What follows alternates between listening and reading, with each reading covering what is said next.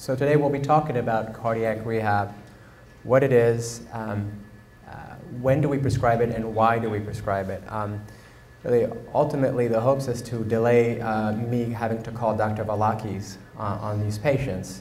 And hopefully by the end of the talk, I will convince you, not to say that we certainly do need her incredible services at the hospital, but this ties into some of your questions you just asked. We will go over some of the data with regards to heart failure patients.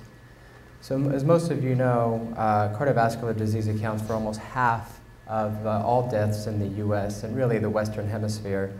It affects over 13 million Americans each year, and about 1.5 million Americans sustain a myocardial infarction each year. So we're going to go over a case scenario. So meet Jane, 47-year-old female patient with very little past medical history. She's a mother of 2 teenagers. She's not exercising, but she's by no means sedentary. She's been smoking about a pack of cigarettes a day for the past 25 years. So all of Sunday, she's been experiencing epigastric discomfort and thought perhaps this was related to heartburn. By the evening, the discomfort got so bad, so intense that she presented to the emergency room, and surely enough, in the emergency room, a 1280 EKG quickly diagnosed her to be experiencing an inferior 1 myocardial infarction. She was rushed to the cath lab and had a successful stent to the right coronary artery. So Jane ended up staying 2 days in the hospital. She was discharged in a very stable condition on post-op day 2. So the day of discharge, Jane went from no medications prior to coming in the hospital to a significant amount of medication. So some of the medications that she was discharged on are aspirin, ticagrelor, which are blood thinners necessary for the drug-eluting stents that she just received. She was also sent home on a beta blocker, a statin for her cholesterol, and her blood pressure was still somewhat elevated, so lisinopril, a blood pressure medication, was added on board. A couple hours before discharge, Jane underwent some education with a nurse educator, and she also had a session, a physical therapy session, make sure that she was stable on her feet, and she had good strength, make sure that she was okay to be discharged straight to home. She was also given a bunch of pamphlets, educational pamphlets. She consumed tobacco, so she was given a tobacco cessation pamphlet, healthy eating habits, exercise habits, so on and so forth. She was also told about the importance of cardiac rehab and to call this number and make sure that you schedule an appointment with the rehab center because Dr. So-and-so strongly recommended it. So and then lastly, she was instructed to call her primary care physician for a follow-up appointment. So how did we do? Jane was very happy with her care. She spent two nights in the hospital. We ended up salvaging her overall cardiac function. Her ejection fraction remained at 60%. She didn't experience any arrhythmias. She did not develop any heart failure. So on the way out, Jane was very happy with her care. But at the same time, she had many questions that she thought were answered that still persisted in her head. And this is what a lot of our patients experience when they walk through our doors back to their house or even back to inpatient rehab. Just this overwhelming sensation, anxiety, stress, anger, social isolation. They've only been in the hospital for 2 days. They haven't had the time to digest what just occurred. And so we in the medical field, we tend to take things for granted. Of course, we know what a statin does. We know what a beta blocker does. But a lot of these patients who are brilliant people don't necessarily know. They've never been in the medical field. This is something that we're challenged with every day. Over the past decades, we've had such an advance in technology such that patients who used to have an acute coronary syndrome in the 70s or 80s would spend up to 2 weeks in the hospital. They would come in, they would get medications, not stents. They would develop heart failure. You'd have to treat the heart failure. They would develop life-threatening arrhythmias. You would have to treat that. So hung out in the hospital for a couple of weeks. That gave us, the staff, ample time to educate. Nowadays, when you're discharged 48 hours after, a lot of our patients are left with very limited medical knowledge. What is this medication for again? Why am I taking it? What are the side effects? I forgot if I had any physical restrictions. Can I go back to work on Monday? What should I be doing? What should I not be doing? And I hope I can get to see my primary care physician in a rather timely manner. Even though these topics are touched upon during, or we try to touch upon all these topics during her 48-hour stay, it's really hard for it to sink in. So this is where outpatient cardiac rehab comes in. Outpatient cardiac rehab is considered phase 2. Phase 1 is inpatient cardiac rehab. But because our patient stay is so limited, the phase 1 tends to be rather limited itself. We simply just don't have enough time for patients to undergo full rehab in the hospital. So phase 2 is very important. And so if you look at multiple national registries out there, what are the odds that Jane is actually going to go to rehab and complete rehab? Is it 80%, 60%? Is it a dismal 40% or even less? Is it 30%? Well, it's less than 30%. So this is a pretty staggering number. Now, Jane just had an acute coronary syndrome, but this number goes along for all sorts of coronary or cardiac heart disease syndromes, such as heart failure, cardiac transplants. So it's both ischemic and non-ischemic cardiomyopathy. And so what exactly is outpatient cardiac rehab? So its definition is as follows. It's the provision of comprehensive long-term services involving an initial medical evaluation, prescriptive exercise, in our patient's case, it's individualized treatment plans, cardiac risk factor modification, education, counseling, and behavioral interventions. So this is far from just a treadmill workshop. What are the goals of cardiac rehab? It's to limit the physiologic and psychological effects of cardiac illnesses. Some of these patients are, they come out with a lower ejection fraction. They have all of a sudden drop in functional capacity. Again, sensations of anxiety, feelings of anxiety, depression come hand in hand with cardiac disease. The goals are also to reduce the risk of sudden death or reinfarction, control cardiac symptoms such as angina, chest pains, or dyspnea, shortness of breath, and ultimately also is to stabilize or, in some cases, reverse progression of atherosclerosis, and Dr. Naluri will be discussing this afternoon. And again, lastly, is to focus and enhance on not just the physiology of the body, but the psychology of the body, to discuss the, psychosocial factors as well as vocational, to address vocational status. Try to do anything we can to put these patients back in our society, put them back to work. So the American Association of Cardiovascular Pulmonary Rehab set forth performance measures for outpatient cardiac rehabs. It has to be structure-based. It can't just be a free, you got to have specific, you have to have room, you have to have the right equipment. You got to have the appropriate personnel and equipment we'll discuss. It has to be process-based. You got to have protocols in place. And also the rehabilitation programs need to have a way, they have to have a means by quantifying specific aspects of cardiac rehab. It can be in a hospital setting, it can be in a physician's office, or it can be in an outpatient off-site campus, so long as the appropriate personnel is in place. So a medical director must always be there, not physically, but there's always be a medical director responsible for the oversight of the program. And again, the medical director, which in this case here at SMH is me, and I'm not physically there all day, so long as we have the availability of physician-directed emergency response team. So there must always be a physician readily available in the building. All professional staff must have completed BLS, and ideally, and it is encouraged that most should complete the ACLS certification. Again, emergency resuscitation equipment should readily be available in the case of an adverse event. And usually that would consist of an automatic external defibrillator, an ambu bag, oxygen, and nitroglycerin to be administered by a registered nurse in case of a patient experiencing unstable angina. You do not need to have a crash cart.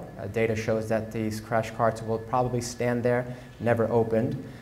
So the delivery of cardiac rehab services is always initially physician-directed. You must have a prescription. You must have a referral from the physician who treated the patient, either the hospitalist, either the cardiologist, or the patient's primary care physician when seen in the office. It consists of multidisciplinary staff.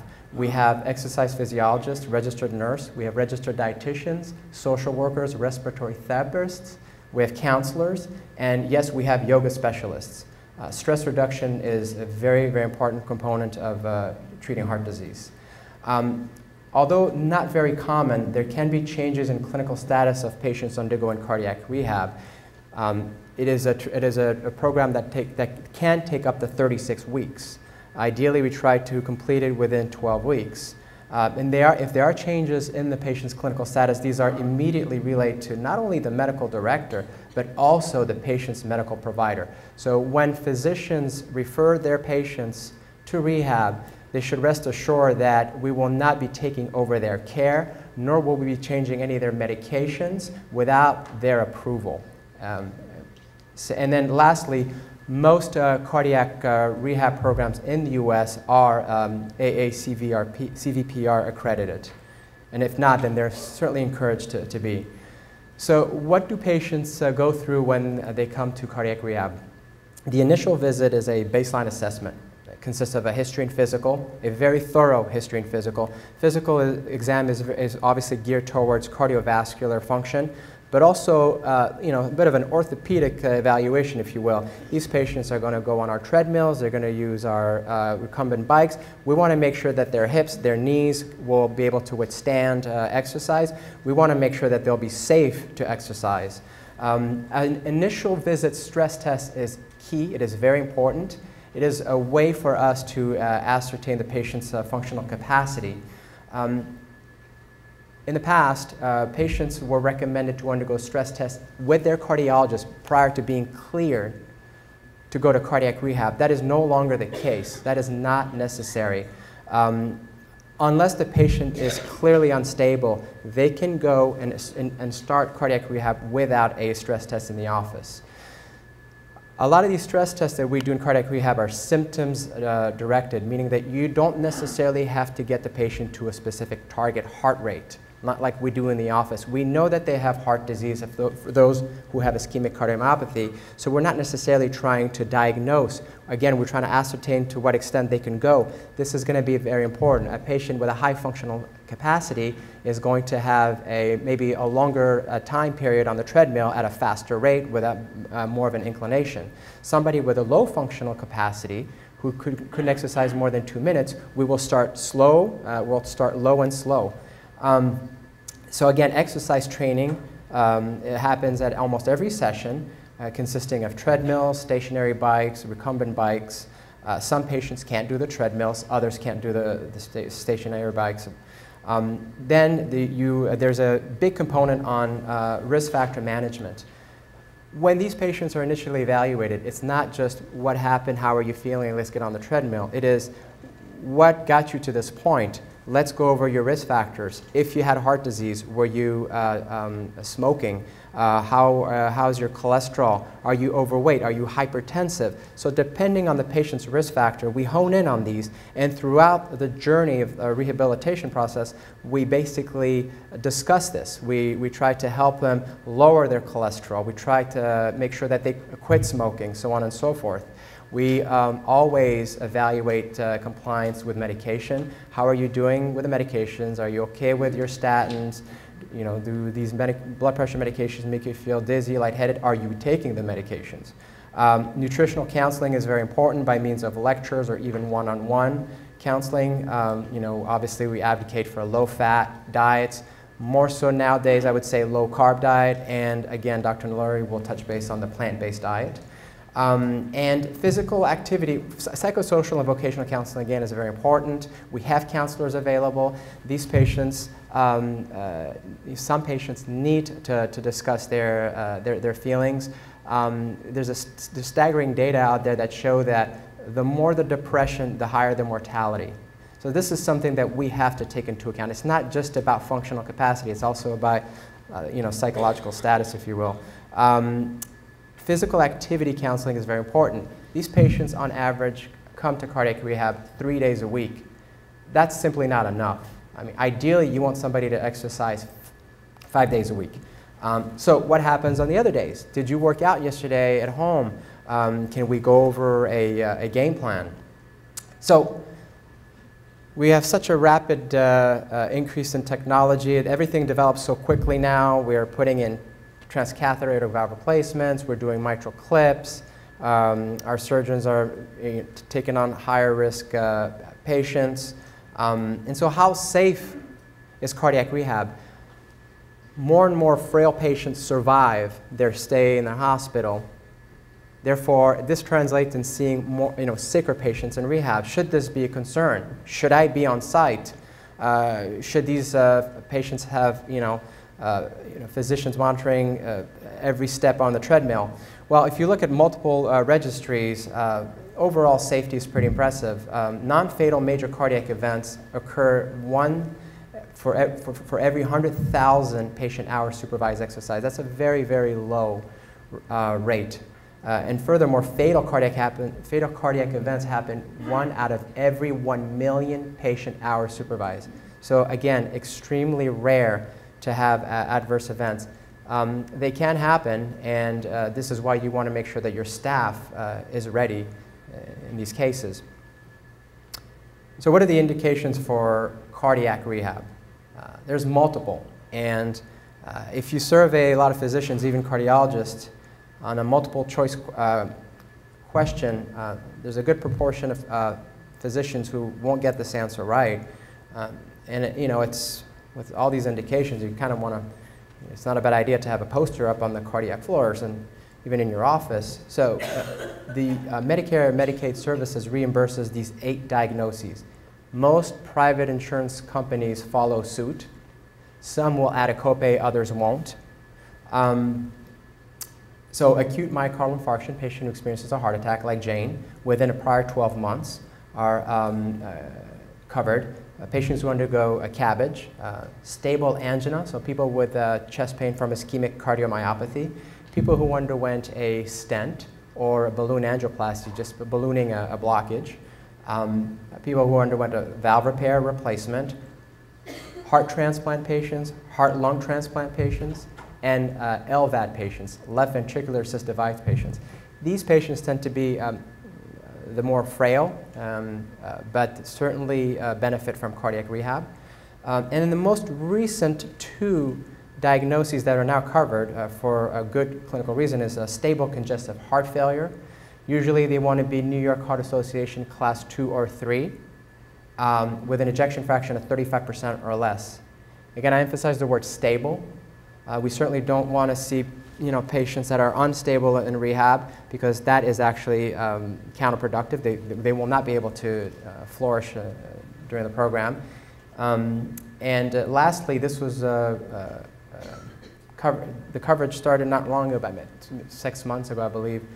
Peripheral arterial disease, so patients with PAD, blockages in the arteries of the legs, with claudication, so with symptoms. So patients who walking 20 yards get a lot of leg pain, because if you look at the guidelines, peripheral arterial disease, one of the mainstay treatments of PAD is actually exercise. It's not always revascularization. And over 50% of patients benefit from exercise, PAD patients, that is. So what are our actionable themes? What do we ultimately try to achieve in cardiac rehab? So ultimately, we want patients to improve their exercise habits. We want them to get out there and learn that they should exercise like they brush their teeth, and I hope they brush their teeth, but exercise every day. And really what we want to see is we want to see an increase in exercise tolerance. the fitter the patient, the less likely they're going to die. The longer they go on a treadmill, you know, putting all musculoskeletal, you know, variables aside, if you will, the longer they perform on the treadmill at the end of cardiac rehab, the lower the mortality rate is, cardiac and non-cardiac. That's pretty impressive data. And of course, we discuss risk factors that, again, depending on the patients. Not all patients will have to have lectures on diabetes because not all of our patients are diabetic. You know, for example, patients who come in with valve disease, yeah, they can attend our cholesterol lecture. They should, actually. Everybody should, you know, benefit from a cholesterol lecture, but it's really individualized to that patient. So again, one of the initial visits is to you know, look at the surveys and ask the patients, you know, what do they eat, what's on their plate, with the hopes that by the end of the program that they're eating more vegetables and less fatty foods and less fried chicken, for example. You know, we focus on weight management, you know, what their body mass index should be. What is a body mass index? We talk, you know, we monitor their blood pressure very closely before and after exercise. And some of our high-risk patients, we actually monitor their blood pressure during exercise. And again, a cessation of smoking is very important. A lot of our patients are ischemic cardiomyopathy patients. They have a, you know, a tobacco history, so this is something that we really want to hone in on. And again, I'm just going to reiterate, the emotional responses living with heart disease is very prevalent. A lot of these patients are, you know, become depressed. It's, you know, like our patient Jane. She was, her main concern was putting, you know, her kids through high school and sending them to college. Now she has a diagnosis of you know, heart disease. So there's a lot of depression, anxiety, and also anger. Why me? And ultimately, this can lead to social isolation, which is probably one of the worst things you want to see happen.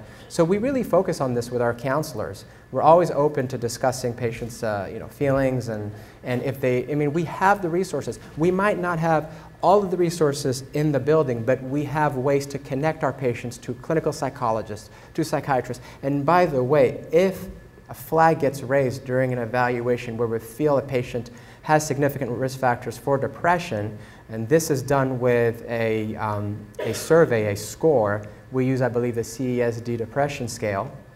We let the physicians know right away. We do not take, we do not make any recommendations or a referral without the physicians being fully aware of that. And ultimately, also for our elderly patients, it's not just about, you know, getting them to exercise, but it's also about being able for them to go back home, being able for them to do their grocery shopping, hopefully for them to regain their autonomy. And we also look at strategies as how to adhere by these lifestyle changes. It's easy to say, I'm going to change, I'm going to stop smoking, I'm going to start exercising. We can do that. A lot of us do that for the first 4 weeks. If you look at the data, what's impressive is that 75% of patients who experience a cardiac event, no matter what the event is, the first month of leaving the hospital, 75% take action, make some sort of change. Of those 75% patients, about 30% of patients keep and sustain those habits. It's not easy. And so at Cardiac Rehab, we really try to hone in on this and you know, provide the different support system, different skills available to keep them motivated to, you know, how can you quit smoking? You know, there are different programs out there, so on and so forth. So this next slide here is a slide, so basically this is my referral slide. I think this is probably, if I were to have just one slide to show you, it's two actually, my last slide and this slide. Referral time frame is extremely important for cardiac rehab. We have the notion that we have to let the storm pass and we have to wait for our patients to be stable, and you know, after weeks, now they're ready. It's actually the opposite. For most patients, you want them referred as soon as possible. Usually, optimally would be 1 to 3 weeks. For a patient who underwent acute coronary syndrome, you actually want them referred before they step out of the hospital. Data clearly shows that the longer you wait, the less likelihood that patients are going to go to cardiac rehab. And it's a pretty impressive data though. So after heart surgery, do we let the sternotomy heal? What do the surgeons say? Should we send them right away? Dr. Hofberger specializes at mini surgeries. One of the advantages of that is to get the cardiac rehab patients, these patients in as soon as possible. Dr. Sell is also very comfortable with getting patients who undergo standard thoracotomy within 2 weeks. You got to be careful that it can take up to 2 months for the sternum to heal. But there are a lot of things we do in cardiac rehab that does not involve irritating that sternum, and so patients can still heal at the same time undergo cardiac rehab. This has to be physician initiated. So one cannot just show up to rehab and say, I want to do rehab, my physician forgot to prescribe it, but I want to do it. It's great. I mean, what they need to do now is go to tell their physician, I want a prescription for rehab. And most centers will actually have an automatic referral. So, and that's the way it should be. And this is what the AACVPR is advocating. The AHA and the ACC are adamant about that. Patients who undergo a cardiac event should be referred to cardiac rehab. It should be an automatic referral unless their physicians feel it is not time or it's not safe or it's not for them. There are going to be exceptions. Not everybody is meant to go to rehab after a cardiac event. If a patient gets seen in the office within a year of a cardiac event and fell through the cracks, well, that physician can still send the patient to cardiac rehab, and they should. So just a few slides on clinical trial data. So in 2005, Ann Clark and her colleagues released an interesting article in the Annals of Internal Medicine looking at over 21,000 patients in 63 randomized control trials. And what they found is comparable benefits with and without supervised exercise. So whether it was in a cardiac rehab center or even home exercises, a 17% decrease in recurring MIs, a staggering drop in mortality as well. And the more cardiac rehab patients undertook, the further the drop in mortality. A similar review was also published in 2005 looking at 18,000 patients and 46 randomized control trials. Same endpoints were met. Clinical significant decrease in hospitalization, decrease in recurrent MIs, and decrease in long-term mortality. So for each one MET increase, a MET is a measure of exercise intensity, if you will. So for each one MET increase, capacity for a patient was associated with a 16% drop in overall mortality, whether it was cardiac and non-cardiac. And it goes back to what I said earlier, the more fit, the longer they can exercise, the better off they're going to be long-term. This data, all these trials consistently have shown, and by the way, we're no longer seeing these trials because it's no longer to be debated, it's there, it's staggering measurements and benefits. All these trials have shown, to be very, they compare very favorably to benefits of the medications that we're asked to check off when we discharge patients. Did Jane get her aspirin? Yes. Did Jane get her statin? Yes. Beta blocker. Is her EF low? Did she get an ACE inhibitor? And this is part of core measures. And cardiac rehab is just as beneficial. So for the most part, ischemic cardiomyopathy patients who have coronary artery disease, it is a class 1A or class 1 level A. You can't get a higher recommendation than that. A lot of our recommendations on medications are actually class 1 level B. Level A means that there's been an abundance of trial that continuously show how beneficial it is. So that really is telling us that cardiac rehab is really not an option. It's an expectation. It's standard of care. Now, for heart failure patients, we found very similar benefits, increase in functional capacity, decrease in cardiorespiratory symptoms, less dyspnea, less fatigue. They can do more. They're more autonomous, and ultimately a better quality of life. The proven benefits of cardiac rehab in all these trials: improvement in exercise tolerance, less symptoms, better lipid profile, reduction in cigarette smoking, they're happier, less stress in their life, reduction in mortality, recurrent MI, and requirement for revascularization procedure. A very, very, very cost-effective treatment. A few slides on exercise. It really is the miracle cure. Miracle pill. If we could bottle it, we'd be gazillionaires. So basically, we're always talking about the pleiotropic effects of statins. Statins do more than just lower the cholesterol. They are anti-inflammatories. They are plaque stabilizers, so on and so forth. Well, exercise does way more than statins. And it is an anti-atherosclerotic pill. decreases lipid levels, decreases blood pressure, increases insulin sensitivity, therefore decreasing the risk of developing diabetes. A lot of overweight diabetic patients, when they exercise and lose weight, come off their metformin or their glipizide. It decreases inflammation. It also has an anti-ischemic role, decreasing myocardial oxygen demand of the heart, therefore less likely to feel angina, increasing coronary blood flow, and it really at the same time decreasing endothelial dysfunction, so less vasospasms, less plaque irritability. Again, an antithrombotic effect, decreases platelet adhesiveness like aspirin does, and just to kind of go down that slide, it also has antiarrhythmic effects. When patients exercise on a regular basis, they have an increased vagal tone, their baseline heart rate drops. There's less adrenergic activity to the heart. We don't like adrenergic activity to the heart. It's not a good thing. And a decreased heart rate variability. When we see patients, we always risk stratify them on initial visit. What kind of patient is this? Is it a class A, B, C, or D? Is it a very healthy patient or unstable patient? So class A is very healthy patient, no cardiovascular risk with exercise, not very commonly seen in cardiac rehab. Class B patients are usually clinically stable heart disease patients. For example, 1 stent, no arrhythmias, normal ejection fraction, very low complication risk. Class C patients is patients with multiple myocardial infarctions. They had a cardiac arrest. They have a low ejection fraction. They have New York Heart Association 3 or 4. They have low exercise capacity. And then the class D are unstable patients that should really not be in cardiac rehab. We typically see class B or class C patients. The class B patients usually initially can be monitored very closely with telemetry on a treadmill, but eventually once they show no significant arrhythmias, you can take them off telemetry on the treadmills. You can just have them go at it. These patients tend to go longer distances at faster pace. Class C patients need a little more supervision, and we really encourage, especially if they're showing any exercise-induced arrhythmias, we want to keep them on telemetry throughout their exercise program.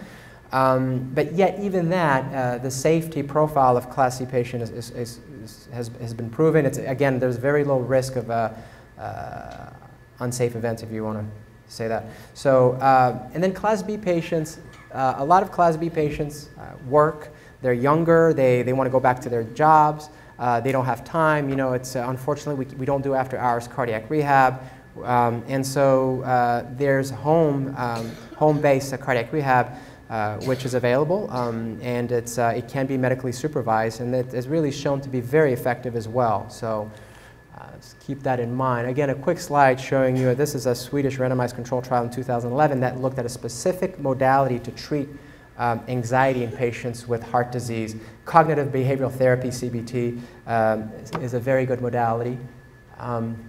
So women in cardiac rehab. Women, particularly elderly women, are less likely to be referred. This is across the board. And when referred, they're less likely to attend or complete. Many theories out there as to why that's happening. Although we all know that both genders almost equally have heart disease, and they benefit equally in all the trials. Non-white women are the least referred, and then we think there's a financial as well as cultural barriers. What about our patient population that we see more often here in Sarasota? That's the elderly Medicare population. So there's a higher risk of disability after a cardiac event in patients that are 65 years or older, but that should not discourage us from referring them to cardiac rehab. Even with a 70-year-old patient with a bad hip, that's not an exclusion criteria. They would benefit just as equally.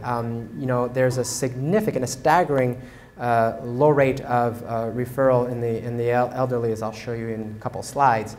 Despite the fact that when they undergo rehab, if you compare the 70-year-old to the 40-year-old, they're just as trainable and they can complete the program just as well as the younger patients. And really what we look at, we take frailty score into account. For those who are frail, we just start low and go slow.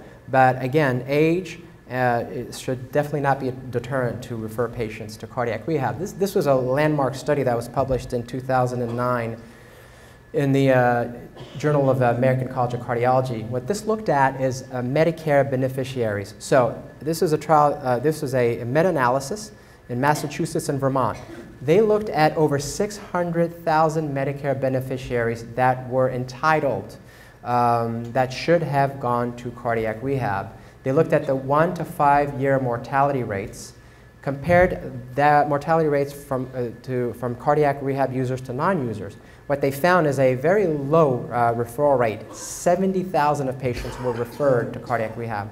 That's about a 12% referral rate, much lower than the national rate, which is usually 25 to 30% of overall aged population. But what they found was pretty impressive. These two figures basically are showing, the figure on the left is showing you cumulative mortality rate over a 5-year period in patients that have undergone cardiac rehab, blue slope, versus those who have not undergone cardiac rehab, red slope. And what you saw at every year is a significant decrease in cardiac mortality, and the curves kept on separating, and that's pretty impressive. Likewise, when you compare the high cardiac rehab users versus low cardiac rehab users, the figure on the right, meaning those who completed more than 25 sessions, had a significantly lower mortality rate. So this is very impressive data. So at 1 year, cardiac rehab participants had a 58% relative risk reduction for mortality. And at 5 years, these participants had a 34% relative risk reduction. So again, and this carried over not just for myocardial infarction, but for patients who had heart failure or for patients who underwent revascularization, be it a stent or a CABG. There was a dose-response benefit, meaning that the more sessions patients did, the greater the mortality benefit. Here's a similar study looking at mortality and hospitalization in patients who just had an acute myocardial infarction. And we find very similar results. A lower rate in mortality, a lower rate in rehospitalization. So coming back to our heart failure patients, we recommend, it is recommended for patients with New York Heart Association class 2 to 3 and with an EF of 35% or less. It is heart failure guidelines. I mean, this is standard of care. And this can happen any time. So if you see a patient with these criteria in the office, and if that patient has never undergone cardiac rehab, unless you see an absolute contraindication, send them to rehab. They will thank you. They do better at the end of it. What about patients with cardiac transplantation, patients with LVADs?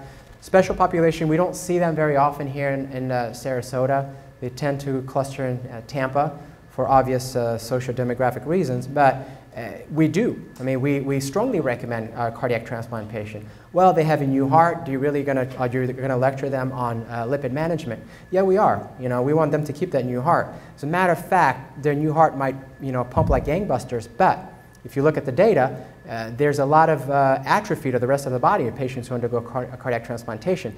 You want to get them back up. You want to get them to increase, skeletal muscle composition, and just you want to increase their functional capacity.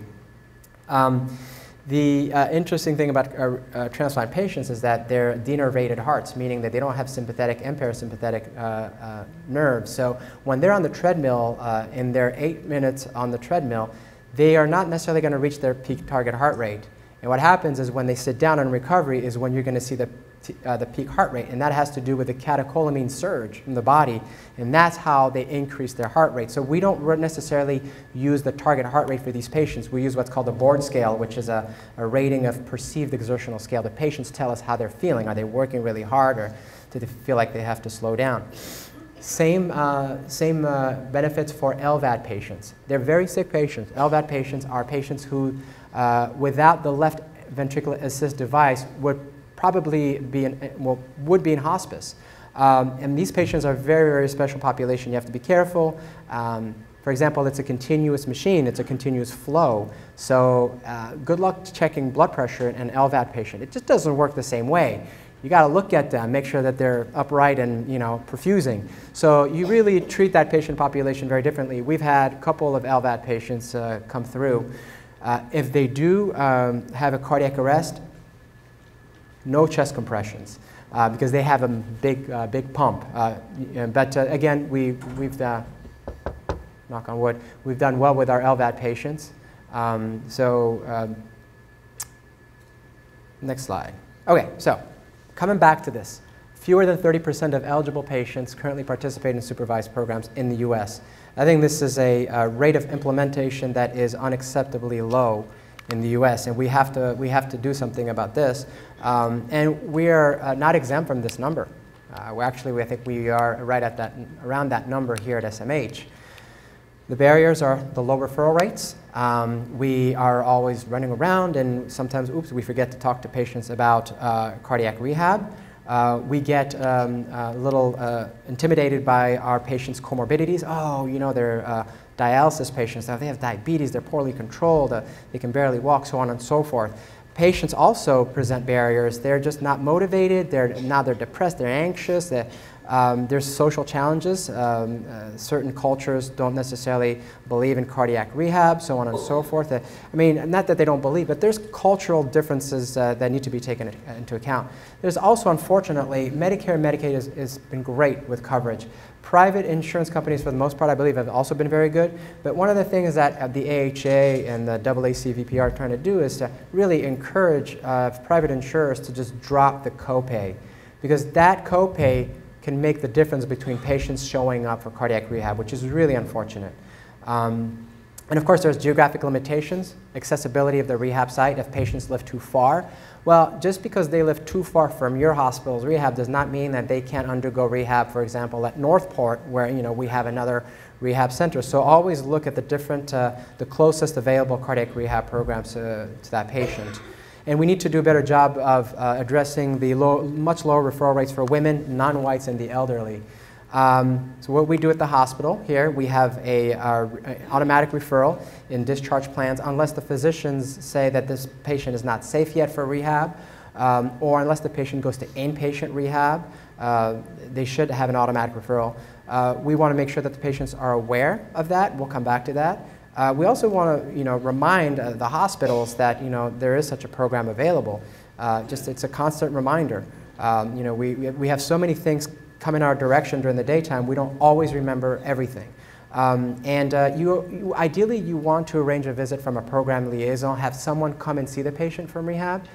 We try to do that as much as possible here at SMH. Talk to them about rehab, let them see a face, and encourage them to come. And then provide transportation if feasible, although usually transportation is not a big barrier. Finally, for patients that are referred but that have not called or not yet enrolled, keep a list. Give them a call back. Even if it's a week or 2 weeks later, give them a call. Hey, Dr. So-and-so referred you to the program. We just wanted to know, have you thought about it, so on and so forth. And lastly, it's a team approach. So every once in a while, guilty, Meredith, team leader over there, she'll send me text. She's like, did you tell so-and-so that they didn't need rehab? I'm like, no.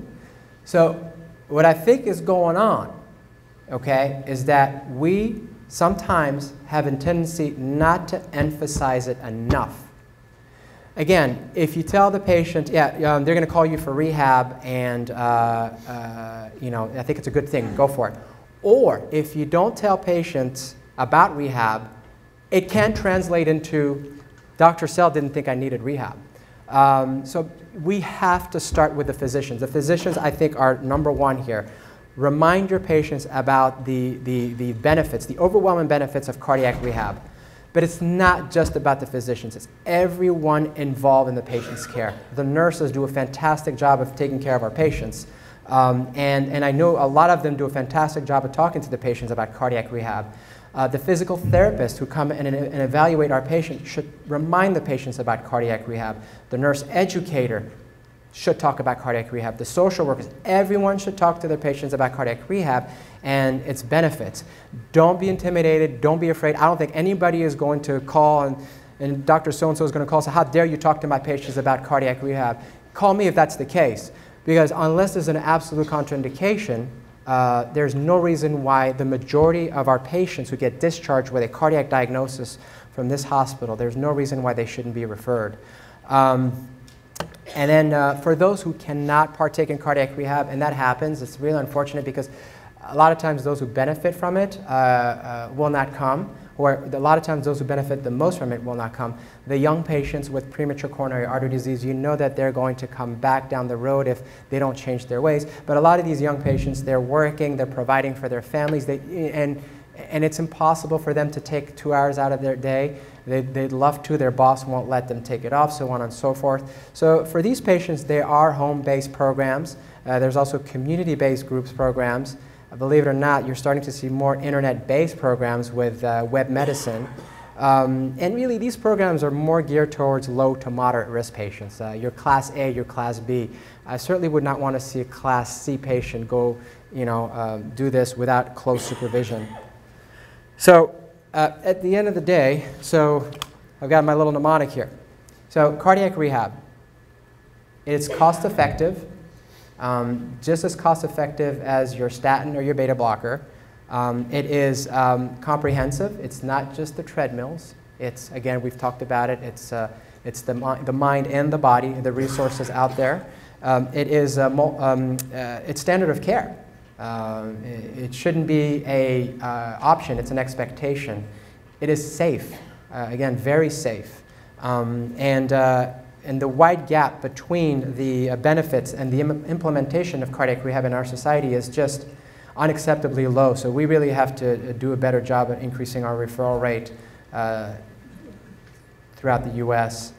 And this is my most important slide. This is our cardiac rehab team with team leader Meredith Cleveland, and they're sitting over there. An incredible team, and they take care of patients. I've never seen such devoted care. They know their stuff, so rest assured that when you check that cardiac rehab order, they're in great hands. And I've learned everything from cardiac rehab from these ladies and Jared and Chris. So thank you.